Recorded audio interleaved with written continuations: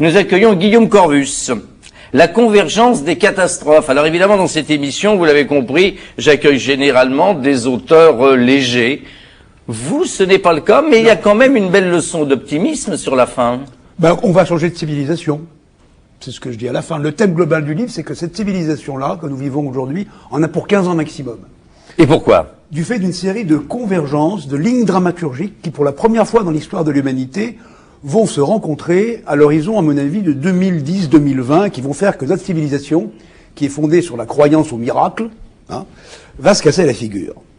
Alors, pour vous donner quelques exemples de ces lignes de convergence, épuisement du pétrole, épuisement des matières premières, vieillissement dramatique de la population des pays développés qui va provoquer certainement une crise économique géante, choc des civilisations, on le voit déjà avec l'islam, épuisement des ressources halieutiques, c'est-à-dire le poisson. Il faut savoir que dans 15 ans, vous ne mangerez plus d'huîtres, par exemple.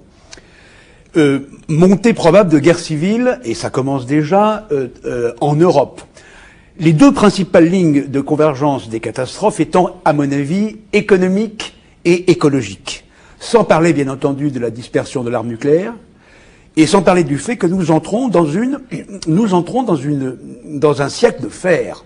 Et je pense que, en 2050, ce studio n'existera plus, les gens n'auront plus tous accès à l'électricité, le niveau de vie s'effondrera de 70 à 80%, et la variable d'ajustement, ça sera l'homme, tout simplement. 10 milliards d'hommes. Elle est évanouie. Miss Touraine, elle est évanouie, là, déjà. Elle veut plus vieillir, hein, j'ai bien compris. 10 milliards d'hommes à l'horizon, 10 milliards d'hommes à l'horizon de 2050, avec un niveau de vie supérieur à celui actuel, ce qui est le programme officiel de toutes les idéologies mondiales, relève de la croyance au miracle. C'est pas possible. C'est pas possible. Alors, qu'est-ce qu'on peut faire aujourd'hui? Rien, c'est trop tard. Ah bah c'est bon, écoutez, c'est terminé. C'est trop tard. C'est vite fait. C'est ce que je dis. Mais alors non, là où je dis très optimiste, c'est que je dis que tout ça a peut-être été prédit par certaines croyances indiennes d'il y a 3-4 000 ans. Ils appelaient ça le Kali Yuga, c'est-à-dire l'ère sombre dans laquelle nous entrons. Et il y avait quelque chose d'extraordinaire dans ces vieilles prédictions indiennes. Ils disaient, on verra ça parce qu'ils vont faire manger de la viande aux vaches. La vache folle. Oui.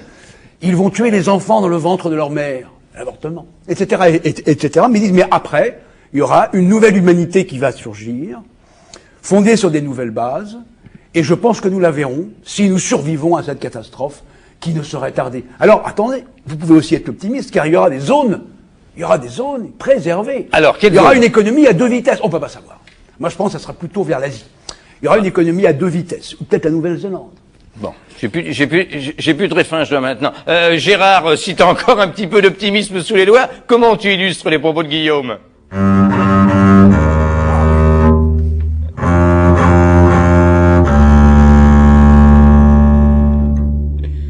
Guillaume acquiesce. Oui, j'acquiesce. Bon, alors, régulièrement, bien sûr, le mot est dans le titre, la convergence des catastrophes, mais vous donnez un sens particulier à la catastrophe. Je donne le sens étymologique et mathématique du terme catastrophe.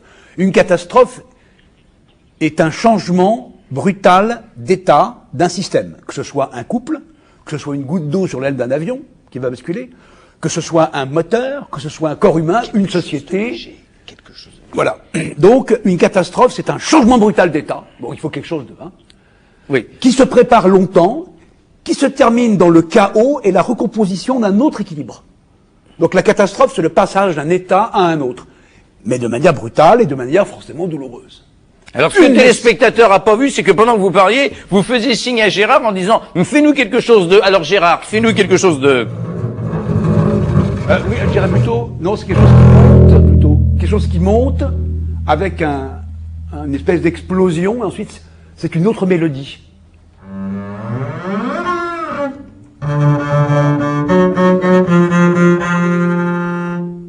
Alors, merci Gérard. Guillaume, il faut vite lire ce livre. Qui a besoin de lire? Nos dirigeants politiques, nos altermondialistes, qui?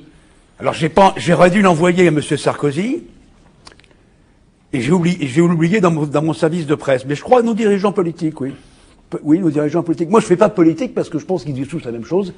Et ils font tous la même chose, quel que soit le pays. Donc bon, peut-être plutôt les jeunes, plutôt les jeunes, parce que les dirigeants politiques qui sont là actuellement dans n'importe quel pays du monde, ils ont signé le protocole le fameux protocole de Kyoto pour limiter les gaz à effet de serre, qui est déjà en lui-même tout à fait insuffisant, et personne ne fait rien, on fait que des effets d'annonce.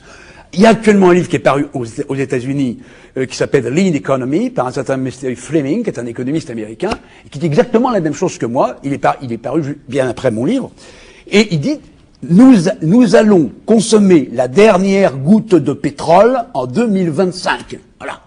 Bon, eh ben écoutez, merci quand même d'être venu. Revenez nous voir, on sera peut-être encore là, c'est pas sûr. Audrey qui est très jeune, sûrement. Je rappelle votre livre, Guillaume Corvus, La controverse des catastrophes. La convergence. Ah oui, c'est vrai, la controverse c'est n'importe quoi, bien sûr. La convergence des catastrophes, c'est vous qui me troublez, Audrey. C'est de votre faute. Allez, terminé. Et c'est paru aux éditions dit. Alors,